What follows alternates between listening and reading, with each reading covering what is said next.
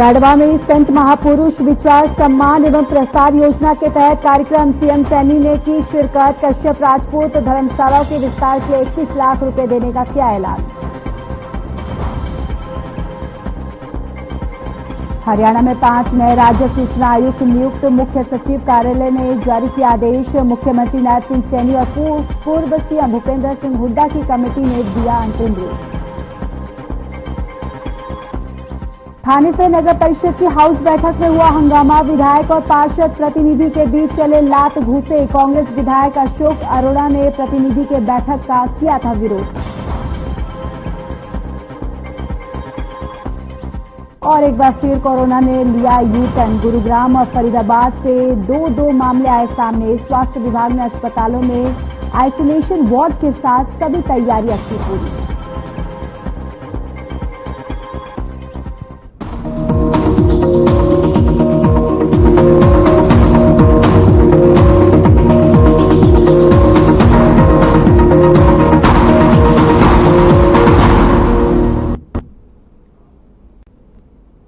नमस्कार, बहुत स्वागत है आप सभी का। मैं हूं आपके साथ ज्योति यादव। कुरुक्षेत्र के लाडवा में संत महापुरुष विचार सम्मान एवं प्रसार योजना के तहत राज्य स्तरीय महर्षि कश्यप जयंती समारोह का आयोजन किया गया। कार्यक्रम में सीएम नायब सिंह सैनी ने शिरकत की। इस दौरान सीएम सैनी ने घोषणा करते हुए कहा कि प्रदेश में एक सरकारी संस्थान का नाम महर्षि कश्यप के नाम पर रखा जाएगा। इसके साथ ही उन्होंने तीर्थ स्थल कुरुक्षेत्र और कपाल मोचन में स्थापित कश्यप राजपूत धर्मशालाओं के विस्तार के लिए 21 लाख रुपए देने की घोषणा की। सीएम सैनी ने संबोधित करते हुए कहा कि समाज द्वारा रखी गई अन्य सभी मांगों की फिजिबिलिटी चेक करवाने के लिए इसके संबंधित विभागों को भेजकर इन्हें प्राथमिकता के आधार पर पूरा करवाने का कार्य किया जाएगा।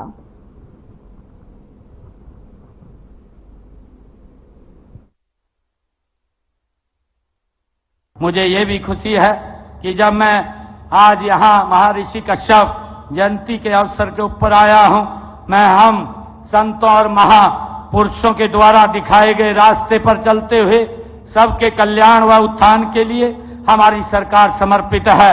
इसमें सबसे पहले सबसे गरीब के जीवन के स्तर को ऊपर उठाना ये हमारी सरकार का लक्ष्य है।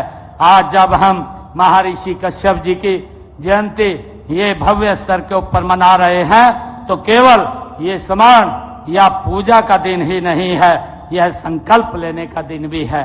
हमें इस बात का संकल्प लेना की बात है कि हम समाज के हर उस हाथ को थामेंगे जो अब तक छूट गया है, जो अब तक पीछे है। हम सब ने ये संकल्प लेकर के आगे बढ़ना चाहिए कि जो हमारे समाज का व्यक्ति अभी पीछे है उसको कैसे आगे किया जाए, उसको लेकर के हम आज संकल्प लेकर के जाएंगे और हम हर उस प्रतिभा को अवसर देंगे जो कभी मंच पर नहीं मिला और हम उस हर परिश्रमी को सम्मान देंगे जो राष्ट्र निर्माण में जुटा हुआ है। मैं आप सबको आज इस अवसर के ऊपर बहुत बहुत बधाई और शुभकामनाएं देता हूं और मुझे खुशी है कि आज जब मैं यहाँ लाडवा में महर्षि कश्यप जयंती के अवसर के ऊपर आया हूं, क्योंकि लाडवा में भी हमने बहुत सारे विकास के कार्य किए हैं। अभी अगर हम पिछले दिनों में देखें, लगभग लाडवा इस क्षेत्र के अंदर 110 करोड़ रुपए के विकास कार्य वो गति से चल रहे हैं ताकि लोगों को उसका लाभ मिले। और आज प्रधान जी ने आज कुछ मांग पत्र भी ये मेरे समक्ष रखे हैं और उसके अंदर मैं ये कहना चाहूंगा कि 8 मांगे उन्होंने एक कश्यप समाज ने मेरे सामने रखी है। मैं आपको विश्वास दिलाता हूं इन 8 मांगों को विभाग के अंदर भेज करके इनकी फिजिकल वेरिफिकेशन करवा करके जो पूरी होने वाली मांगे हैं उनको पूरी करवाने का काम ये प्राथमिकता के आधार के ऊपर आपकी सरकार करेगी।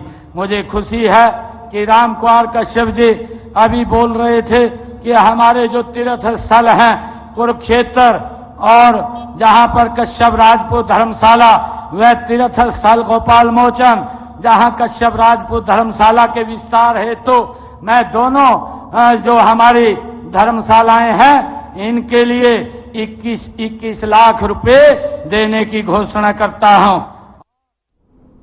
भगवान परशुराम जन्मोत्सव की तैयारियां जोरों पर है। हरियाणा के रोहतक जिले के पहरवार में 30 मई को राज्य स्तरीय कार्यक्रम आयोजित किया जाएगा। इस अवसर पर मुख्यमंत्री नायब सिंह सैनी मुख्य अतिथि के रूप में शिरकत करेंगे। सहकारिता और पर्यटन मंत्री डॉक्टर अरविंद शर्मा ने बताया कि ये जन्मोत्सव प्रदेश के इतिहास में सबसे भव्य और विशाल होगा। साथ ही उन्होंने कहा कि प्रदेश में वर्ष 2014 के बाद संत महापुरुष सम्मान और विचार प्रसार योजना के तहत संत महापुरुषों की जयंती को सरकार के स्तर पर मनाने का निर्णय लिया गया और तत्कालीन मुख्यमंत्री एवं केंद्रीय मंत्री मनोहर लाल की सोच को आगे बढ़ाते हुए मुख्यमंत्री नायब सिंह सैनी के आदेशानुसार संतों और महापुरुषों की जयंती को सरकार के स्तर पर मनाया जा रहा है। उन्होंने कहा कि अब प्रदेश सरकार की तरफ से गौड़ ब्राह्मण विद्या प्रचारणी संस्थाओं के कैंपस पहरवार में राज्य स्तरीय भगवान परशुराम जन्मोत्सव समारोह मनाने का निर्णय लिया गया है।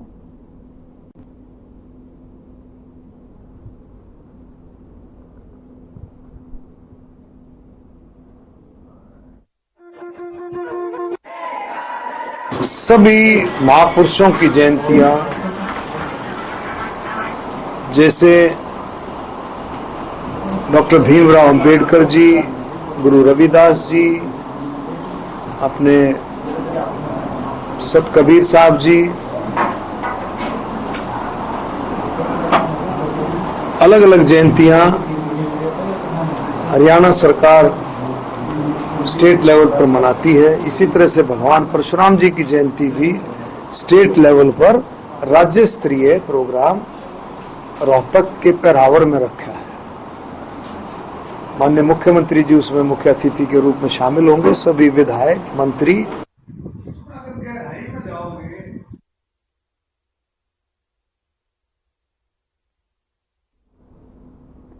चलिए खबरों में आगे बढ़ते। हरियाणा सरकार ने राज्य सूचना आयोग में 5 नियुक्तियां की है और इस दौरान 5 राज्य सूचना आयुक्त बनाए गए, जिसमें रिटायर्ड HCH अधिकारी अमरजीत सिंह, कर्मवीर सैनी, नीता खेड़ा, प्रियंका धोपड़ा और संजय मदान के राज्य सूचना आयुक्त नियुक्त किया गया है। मुख्य सचिव कार्यालय द्वारा यह आदेश जारी किया गया। बताते चले कि पिछले दिनों सीएम नायब सिंह सैनी और पूर्व सीएम भूपेंद्र सिंह हुड्डा की कमेटी में सूचना आयुक्तों के नामों को अंतिम रूप दिया गया था।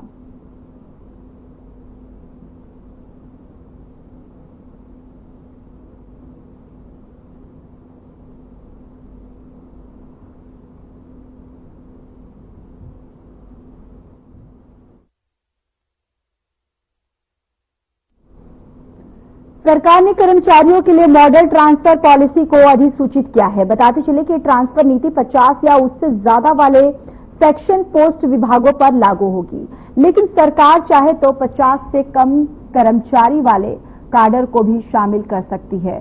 तो वहीं हेड क्वार्टर पर काम करने वाले कर्मचारी भी सेक्शन पोस्ट में माने जाएंगे और सभी विभागों को अगले 15 दिनों में नई पॉलिसी लागू करने के प्रबंधन करने होंगे। सभी विभाग अध्यक्ष काडर लिस्ट को तैयार करेंगे। तो वहीं यह ऑर्डर ह्यूमन रिसोर्स विभाग के अप्रूवल के बाद माना है।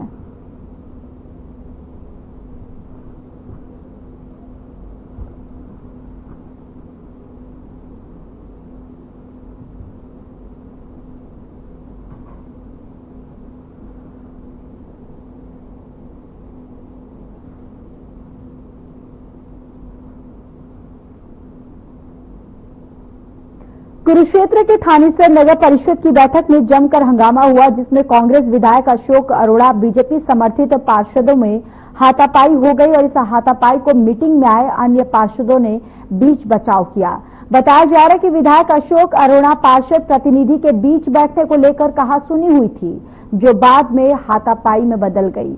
करीब 3 बजे थानेसर नगर परिषद में मीटिंग रखी गई थी। नगर परिषद द्वारा जारी किए गए पत्र में केवल पार्षद, प्रतिनिधि, आउटसाइडर और मीडिया की एंट्री बंद की गई थी। मीटिंग में MLA Ashok Arora, chairperson, BJP पार्षद के पति नरेंद्र शर्मा समेत कई पार्षद मौजूद थे। इस मीटिंग में विधायक और नरेंद्र शर्मा की बहस हो गई और देखते ही देखते दोनों में हाथापाई हो गई।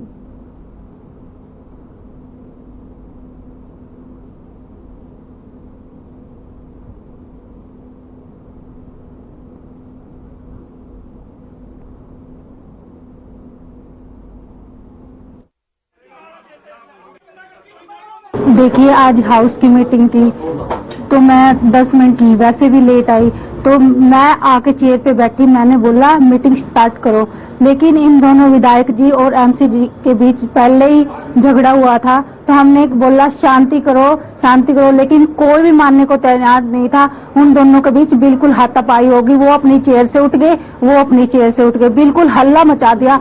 इसलिए हमें इस बैठक को रद्द कर दिया। अलाउड नहीं थे, जब तक हमने मीटिंग स्टार्ट ही नहीं करी थी। जब हम शुरू करते तभी तो बोलते ना उनको बाहर निकलो, जब तक हमने शुरू ही नहीं किया था तो कैसे बोलते हम। अंदर है ना काफी शोरगुल हो गया था, जिसकी वजह से प्रेसिडेंट मैडम ने हाउस को स्थगित कर दिया। नेक्स्ट हाउस की जब भी मीटिंग होगी तो हम इन्फो कर देंगे आपको। हाँ, कुछ हल्ला हो गया था वहाँ पे, आपस में हो गया था, हाउस के अंदर ऐसा हो जाता है। देखो मेरे नोटिस में ऐसा है, मैं तो अभी फ्रेश ज्वाइनिंग किया है कि जो मीडिया होता है हाउस की मीटिंग के दौरान बाहर रहता है, जब मीटिंग खत्म हो जाती है उस टाइम पे मीडिया उसका इंटरेक्शन करता है। ऐसे नगर परिषद की मीटिंग आज पे तय की गई, टाइम के मुताबिक 3 बजे आए। नगर परिषद की अध्यक्षा कुछ लेट हुई, मैंने कहा अगर लेट हुई तो पोस्टपोन कर दो, एडजॉर्न कर दो आधे घंटे के लिए। चलो वो आई तो मीटिंग शुरू होने से पहले मैंने नगर परिषद के ईओ से कहा कि कल आपकी तरफ से एक लेटर निकाला गया है कि मीटिंग के अंदर कोई आउटसाइडर अलाउ नहीं है, इसलिए आपसे यही है कि मीटिंग शुरू होने से पहले आप इंश्योर करें कि कोई भी आउटसाइडर मीटिंग हॉल के अंदर नहीं रहना चाहिए। तो मेरी बात ईओ से हो रही थी, तो जो आउटसाइडर अंदर बैठे थे उन्होंने चिल्लाना शुरू कर दिया कि आज तक यही होता है। मैंने चिट्ठी निकाली नहीं।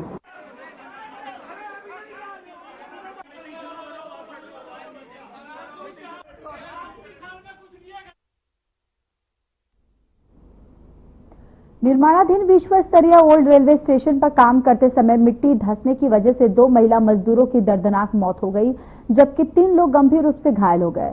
घायलों को फरीदाबाद के सिविल अस्पताल में इलाज के लिए भर्ती करवाया गया है और मजदूरों पर काम करते समय सुरक्षा उपकरण न होने की वजह से ठेकेदार की लापरवाही भी सामने आ रही है।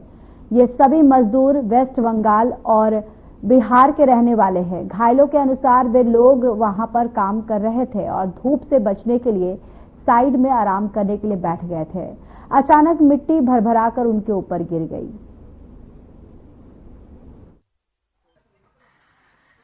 क्या नाम है? मुजाहिद। मुजाहिद। हाँ। मुजाहिद, क्या काम करते हो आप यहाँ पर? इधर हम तो खाना बनवाते हैं, लेबर लोग का, हमारा लेबर जो चलता है उसका खाना बनाते हैं। 4 आदमी दब गया था, हमारा 2 बंदा था, इसलिए देख नहीं किया। जानते हो आप उनको? हाँ, क्या नाम है उनके? एक का नाम गोविंद है और एक मोरी है। जो मरे हैं? जब जो मरा हुआ है, जो मोरी है वो तो उसका डेथ हो चुका है। अभी फिलहाल गोविंद सही है। कितने लोग दबे थे? 4 आदमी। 4 लोग थे? 2 महिला और 2 जेंट्स। 2 महिला 2 जेंट्स। हाँ। कितनी उम्र होगी उन लोग की? जो एक जेंट्स का था, जो हमारा जेंट्स था उनको पता नहीं चला। जो हमारा जेंट्स था वो 50 साल का हो जाएगा कम से कम, और जो लेडीज थी वो 25 साल की। क्या हुआ है सर? रेलवे स्टेशन की तरफ मैं उधर से आ रहा था ऑटो से, तो मेरे को वहाँ कुछ लोगों ने रोका था। वहाँ काफी अफरा तफरी सी मच गई थी, लोग बात परेशान थे, इधर उधर भाग रहे थे कि अब कुछ हो गया है। तो मेरे को अंदर चलो ऑटो लेके, तो अंदर गया तो एक महिला को निकाल के लाए थे। मेरे को भी जब तक नहीं पता क्या हुआ, बेहोशी की हालत नहीं थी, ऑटो में लेके यहाँ बीके लेके आ गया। तो वहाँ पता लगा कि वहाँ एक हादसा हो गया, मट्टी वगैरह कुछ धंस गया नीचे, तो वहाँ पे लोग दब गए थे। फिर आप लेके आए? तो कितने मजदूर दबे थे, कितने निकाले गए हैं अब तक?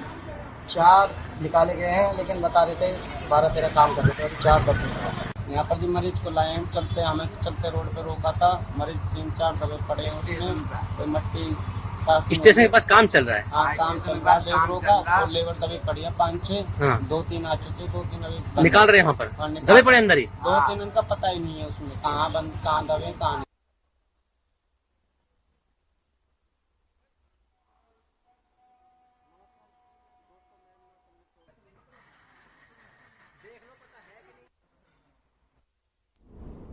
हरियाणा पटियाला के खालसा कॉलेज के राजनीति विज्ञान के छात्र देवेंद्र सिंह को पाकिस्तान के लिए जासूसी करने के आरोप में 13 दिन की न्यायिक हिरासत में भेज दिया गया है। कथित तौर पर उसने वीडियो कॉल के जरिए संवेदनशील जानकारी साझा की। साथ ही ये भी पता चला कि वे पाकिस्तानी खुफिया अधिकारियों के संपर्क में था।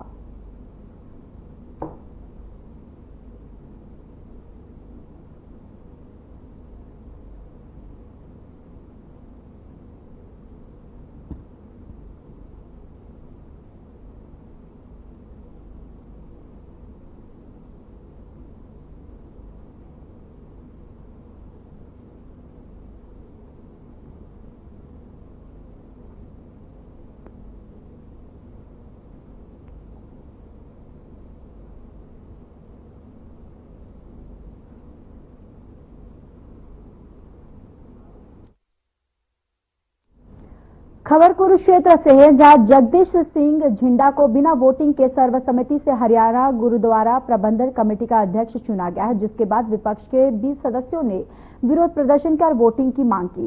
विपक्षी उम्मीदवार प्रकाश सिंह साहूवाल ने उनके समूह ने बल प्रयोग का आरोप लगाते हुए सदन से वॉकआउट कर दिया और अदालत जाने की धमकी दी है। ਸਾਰੇ ਹੀ ਅਸੀਂ ਅਕਾਲ ਪੰਥਕ ਮੋਰਚੇ ਦੇ ਸਾਥੀ ਸਾਰੇ ਬਹੁਮਤ ਸੇ ਸੀ। ਅੰਦਰ ਜੋ ਪ੍ਰੋਸੈਸ ਹੈ ਉਹ ਜਿਹੜੇ ਸਾਡੇ ਚੇਅਰਮੈਨ ਨੇ ਜੋਗਾ ਸਾਹਿਬ ਉਹਨਾਂ ਨੂੰ ਪ੍ਰੈਸ਼ਰਾਈਜ਼ ਕਰਕੇ ਤੇ ਝਿੰਡਾ ਸਾਹਿਬ ਨੂੰ ਅਨਾਉਂਸ ਕਰਾਇਆ ਗਿਆ।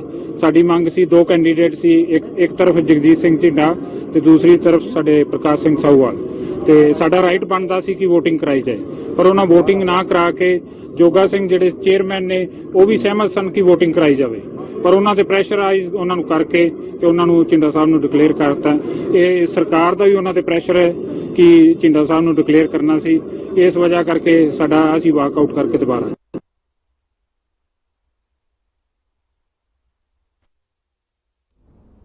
हरियाणा सिख गुरुद्वारा प्रबंधन कमेटी के आज नया प्रधान मिल गया है। जगदीश सिंह झिंडा को सर्वसम्मति से प्रधान चुना गया है।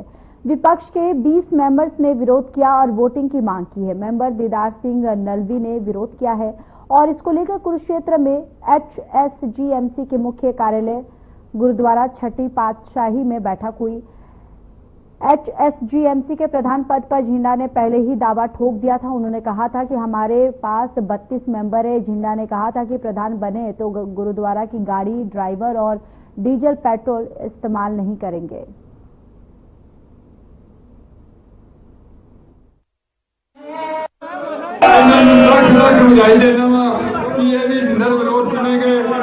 ਅੱਜ ਇਹਨਾਂ ਨੇ ਜਿਹੜਾ ਫੈਸਲਾ ਕੀਤਾ ਉਹ ਦੁਨੀਆ 'ਚ ਇੱਕ ਇਤਿਹਾਸ ਬਣ ਜਾਏਗਾ, ਲਿਖਿਆ ਜਾਏਗਾ। ਸਰਦਾਰ Joga Singh pro time chairman ਬਣੇ ਤੇ ਉਹਨਾਂ ਨੇ ਗੁਰੂ ਮਹਾਰਾਜ ਦੀ ਹਜ਼ੂਰੀ ਦੇ ਵਿੱਚ ਇੱਕ ਲੱਕੜੀ ਦਾ ਫੈਸਲਾ ਕਰਕੇ ਉਹਨਾਂ ਨੇ ਕੀਤਾ ਤੇ ਪਹਿਲੇ ਪ੍ਰਧਾਨ ਮੰਤਰੀ ਉਹਨਾਂ ਨਾਮ ਨੋਟ ਕੀਤਾ।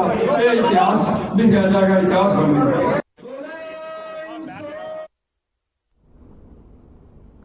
पंचकूला में कृषि परिवर्तन की दिशा में कदम उठाते हुए महत्वपूर्ण बैठक का आयोजन किया गया। पंजाब और हरियाणा उच्च न्यायालय के पूर्व न्यायाधीश न्यायमूर्ति नवाब सिंह ने बैठक की अध्यक्षता की है। नायब सिंह वर्तमान में कृषि सुधारों पर सर्वोच्च न्यायालय द्वारा नियुक्त उच्चाधिकार प्राप्त समिति का अध्यक्ष है। बैठक में कृषि को एक टिकाऊ और लाभदायक उद्यम बनाने के लिए केरल सरकार द्वारा अपनाई गई सर्वोत्तम प्रथाओं का अध्ययन और चर्चा की गई।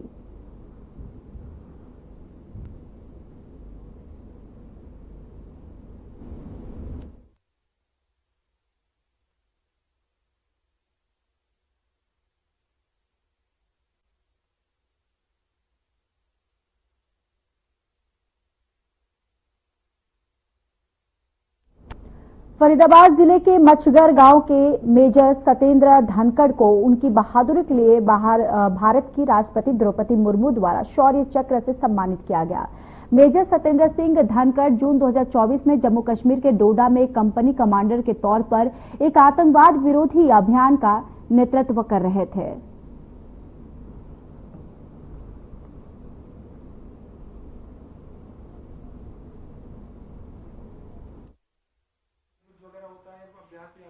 मेरा नाम वैसे तो वीरो है। हाँ जी, बेटा को सॉरी चक्कर मिलो। कितनी बहादुरी का काम आपने पता है कि आतंकवादियों को ढेर किया, 3 आतंकवादियों को कितना बेटा और एक गोली बेटा के लगी यहाँ जब बेटा घायल है वो जब हमें बताई ना फोन पे, हमें तो जब घर आके यहाँ नहायो है और नहारो जब मैं दिखने यहाँ पर वो मेरी बेटा यू पाए निशान दे रहे बोले हंस पर हंस के फिर जब वो बताई माँ ऐसे गोली जब लगी दिसंबर में जो मैंने 3 आतंकवादी मारे और जब यूँ के एक फौजी घायल है, जो यूँ के घायल माँ मिली हुआ के घायल अस्पताल में ऐसे बताई भैया ने घर आके। कितने बेटे हैं आपके लोग? 3 बेटा हैं। अच्छा, क्या क्या करते हैं सब? बड़े बेटा जितेंद्र धनखड़ वो तो वकील है, बड़े बार वकील बोले जा रही। मैं अनपढ़ बाबू, मैं पढ़ी लिखी ना तो मुझे वैसे इंग्लिश कुछ ना आवे। और यू बेटा सॉफ्ट इंजीनियर है, बीच वाला धर्मेंद्र धनखड़, तीसरा बेटा सत्येंद्र धनखड़ है। कलायत के तहसीलदार दिनेश को सरकार ने तुरंत प्रभाव से निलंबित कर दिया। निलंबन के दौरान तहसीलदार दिनेश सिरसा डीसी कार्यालय के साथ अटैच रहेंगे और हेडक्वार्टर छोड़ने से पहले डिप्टी कमिश्नर सिरसा की अनुमति लेनी होगी। निलंबित तहसीलदार को नियम अनुसार सैलरी दी जाएगी और उन्हें ये भी सत्यापित करना होगा कि निलंबन के दौरान वह किसी व्यवसायिक गतिविधि में शामिल नहीं हैं।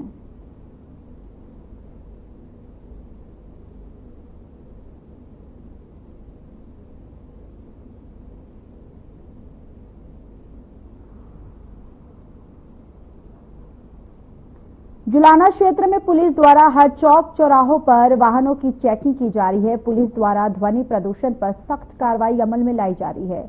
जुलाना में पुलिस द्वारा बिना सीट बेल्ट और अधूरे कागजात वाले वाहनों के चालान किए गए। जुलाना थाना प्रभारी रविंद्र कुमार ने बताया कि जुलाना क्षेत्र के पब्लिक ने ध्वनि के ऊपर जैसे बुलेट बाइक द्वारा बजाए जाने वाले पटाखे, ट्रैक्टरों पर साउंड सिस्टम जो वाहन चालक लगाए हुए हैं, उनकी शिकायत पुलिस द्वारा लगातार मिल रही थी, जिसके लिए पुलिस द्वारा स्पेशल अभियान चलाया गया है। पुलिस अधीक्षक जिंद कुलदीप सिंह के आदेशानुसार जुलाना में ध्वनि प्रदूषण से जो पब्लिक को परेशानी हो रही है, उसके लिए एक ट्रैफिक पुलिस की स्पेशल टीम जुलाना में बनाई है, जो जुलाना में चारों तरफ अभियान चलाए हुए है।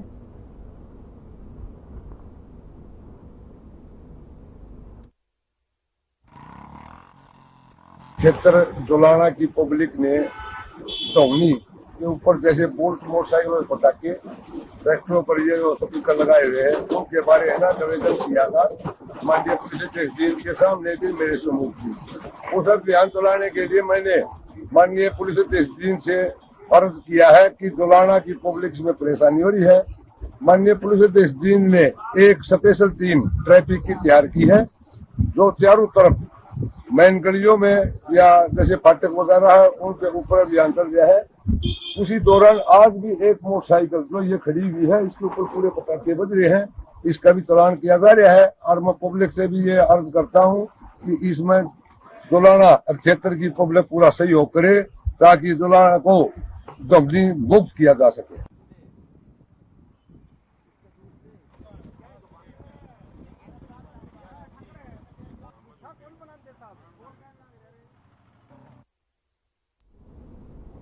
खबर पलवल से है, जहां अपने बच्चे के लिए दवाई लेने दिल्ली जा रही महिला का 3 महिलाओं ने मिलकर पर्स निकाल लिया, जिसके बाद महिला ने शोर मचाया। शोर सुनकर स्थानीय दुकानदार इकट्ठा हुए और बदमाश महिलाओं को पुलिस के हवाले किया। महिलाओं का एक दुकान के बाहर पर्स फेंकने का वीडियो भी वायरल हो रहा है। आपको बताते चले कि जिले में पिछले लंबे समय से ऑटो में बैठी महिलाओं का पर्स और मोबाइल निकालकर फरार हो जाने वाली महिलाओं का गिरोह के कई मामले सामने आ चुके हैं। इस तरह की महिलाएं पिछले काफी लंबे समय से इस क्षेत्र में सक्रिय हैं। स्थानीय लोगों का कहना है कि पुलिस प्रशासन को ऐसे मामले में सख्त कदम उठाने होंगे, क्योंकि आए दिन इस तरह की वारदात बढ़ने लगी है।